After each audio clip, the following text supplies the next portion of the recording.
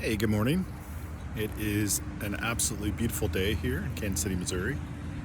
I'm out at one of the local parks, and I'm going to flip my camera around so you can see it.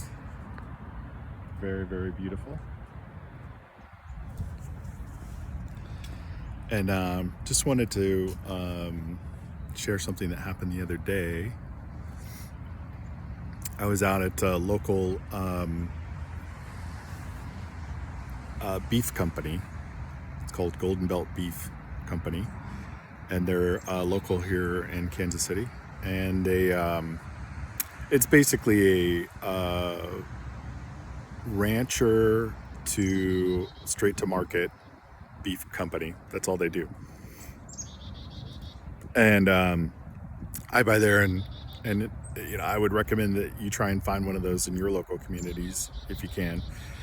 Their prices for beef are as the lowest in town, and the quality is the highest in town. So I absolutely recommend that if you can find something like that, right? No middleman, and their quality is much higher than USDA. So because they're not part of the industrial food chain. Anyway, I was there, and I was asking the guy if they did any ever thought about doing any kind of liverwurst or Braunschweiger. And yeah, I know that normally those are made out of like pork liver, but there's a couple of companies in the U.S. that are doing that with beef liver, because it's kind of a easier way for people who have not grown up eating liver to get liver back into their diet, beef liver back into their diet, which is one of the most nutritious things you can eat, especially from cows that are completely grass-fed and not grain-fed, right? But even grain-fed cows, liver from grain-fed cows is going to be good. But one of the benefits of eating ruminant meat, a ruminant animal has multiple stomachs, and they're able to process out a lot of the crap. But one of the great things about grass-fed cows is that you don't have to spend money on buying grains for them, right? You cut that whole system out of having to grow crops and spray herbicides and spray insecticides. Grass-fed cows and grass-fed sheep and grass-fed goats, they just eat the grass. They eat the weeds, they eat the grass, they eat, they'll eat the insects, they'll, like whatever, it doesn't matter, right? And so all you have to do is have the land and just let whatever's going to grow on the land grow, and have the animals eat it.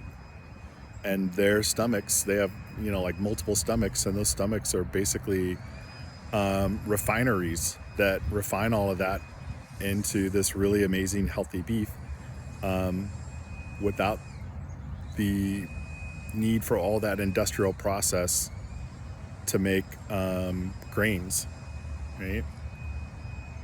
So that's the beauty of grass-fed ruminant animals, is that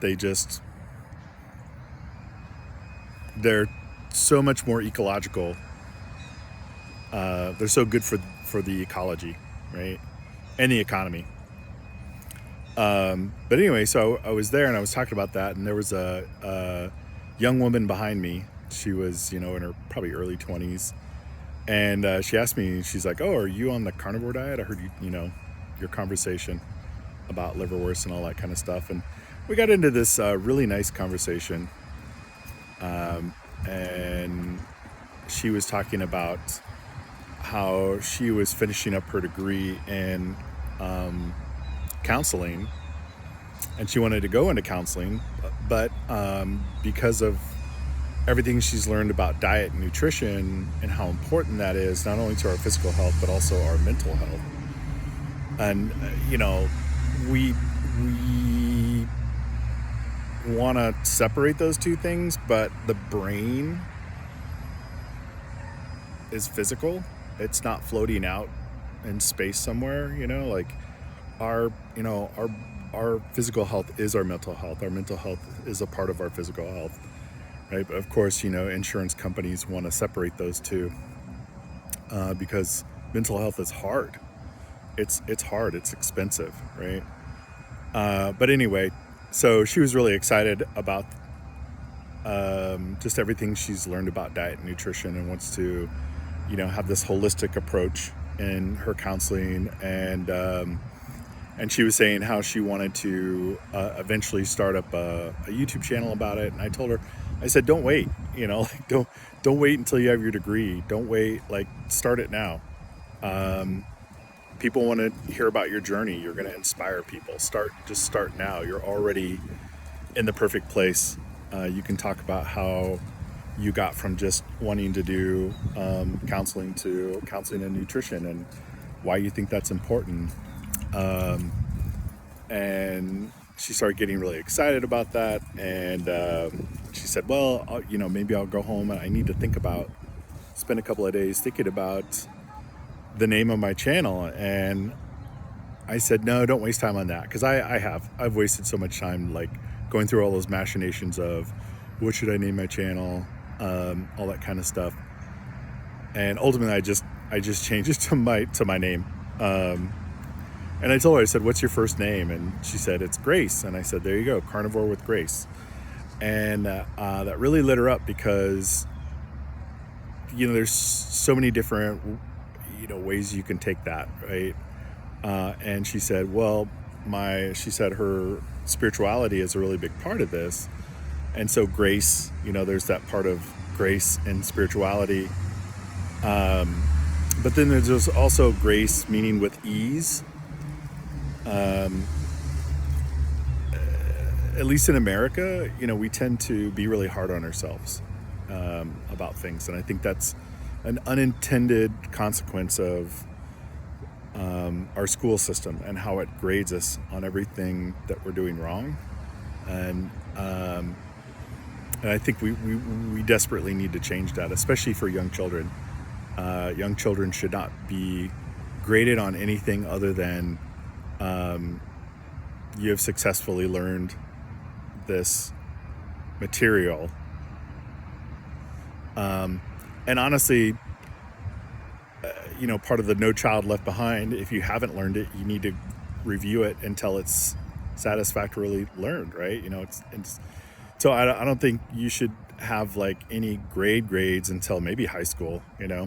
When you're old enough to start worrying about those kind of things, and you're able to integrate that, right? Children can't integrate that. All they hear is, I'm not good enough. I'm not good enough. I'm bad. I'm not good enough. And it does terrible damage to you for the rest of your life, right? But I told her, I said, yeah, and then the Carnivore with Grace of just like, yeah, so being nice, being easy on yourself, but also spirituality. Anyway, she got really pumped up about it. And she was just like, wow, I was just coming to the store to pick up some meat. And I had no idea that I was going to have this transformative conversation. And I was kind of thinking the same thing. I was just like, I was just coming here to pick up meat, and I was kind of making a plea to the guy working at the store of like, hey, have you guys ever thought about making beef liver that doesn't taste as strong as beef liver does, because of all the minerals. It tastes that strong because it has all the minerals in it. But the point of me sharing all this is I could have just as easily kind of like brushed off her comments and questions to me and gone about my day, but instead I stayed there and I had a conversation with her, and then we even, took it outside and continued talking in the parking lot, and just had that really beautiful interaction. And the point is that, in the past, I've had situations like that where I kind of did that. I didn't take the opportunity to engage. I just kind of was like, oh, that's nice. And I went about my day. But you never know the impact you're going to have on somebody's life if you just take a few minutes and have those odd random conversations, where the universe gives you an opportunity to connect in a way that you weren't expecting to. Yeah, and that's what I'm here to encourage you to do. Just go ahead and take those odd moments and follow that, pull on that string, pull on that thread. Anyway, yeah, have a great day. I'll see y'all later.